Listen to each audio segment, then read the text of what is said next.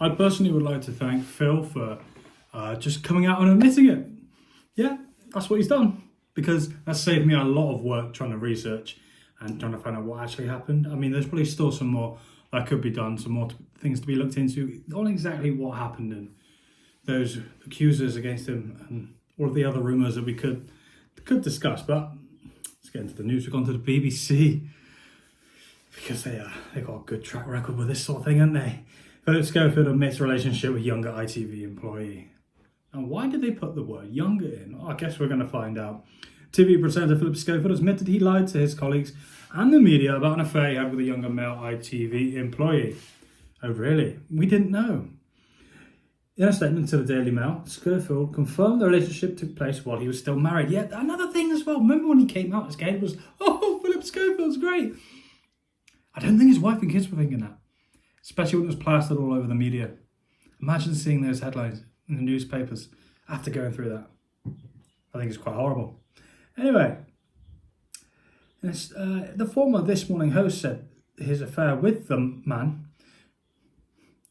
who the BBC is not naming, was unwise but not illegal. Great, because whenever I do anything that I know not to be wrong, I come out and tell everyone, don't worry, I wasn't breaking the law. Just in case you were worried I was. Definitely not something you'd say when you have a clear conscience. He was resigned from ITV with immediate effect, will no longer present the British Soap Awards next week. Sorry. Schofield also told the BBC he was stepping down from being managed by the talent agency YMU with immediate effect. The 61-year-old left his role as a host not this morning, or you know what I mean. Last week after reports with a rift with co-star Holly Willoughby. Yeah, it's a bit interesting to see what's going on there. It seems like it started to go wrong when they jumped the queue at the when the Queen was lying in state. In a statement, Schofield said the affair with his former colleague was unrelated to his departure from This Morning. But was it related to when you came out to everyone? Or was that just a coincidence? Because I've heard rumours, Phil. The TV presenter was still married to his wife, Stephanie Lowe, at the time of the relationship. They separated in 2020 after Schofield came out as gay. Schofield said he was so very, very sorry for being unfaithful to his wife and for lying to his colleagues, agents and employees, the media and the public. Apparently they all knew. They all knew. They always do. They always do. Especially with, what was the other? With, Savo. They all knew. They all bloody knew. But obviously BBC's happy to back this story up, aren't they? The TV host said he would have reflected on his very bad judgment in both participating in the relationship and then lying about it. Well, I hope he reflects on it from, no, I'm not going to say from behind the prison cell. Oh, by the way, slightly news that's not related. Phillip Schofield's brother has been convicted of sexually abusing a teenage boy. Anyway, I'm making this statement via the Daily Mail, to whom I have already apologised personally for misleading through my lawyer, who I also misled about a story which they wanted to write about me a few days ago.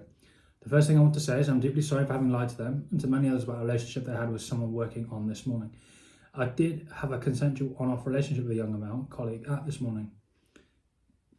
Contrary to speculation, whilst I met the man when he was a teenager, an underage teenager, I might add, and was asked to help him get into television, it was only after he started to work on the show it became more than just a friendship.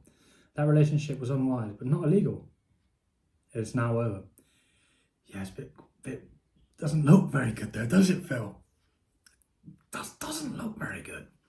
And sometimes things can look so bad that you may as well be guilty because of how bad it looks. I'm not saying he is, innocent until proven guilty, but bloody hell. When I chose to come out, I did so entirely on my own, entirely for my own well-being. Nobody forced me out. Nobody forced me out. Yeah, but you forced it in.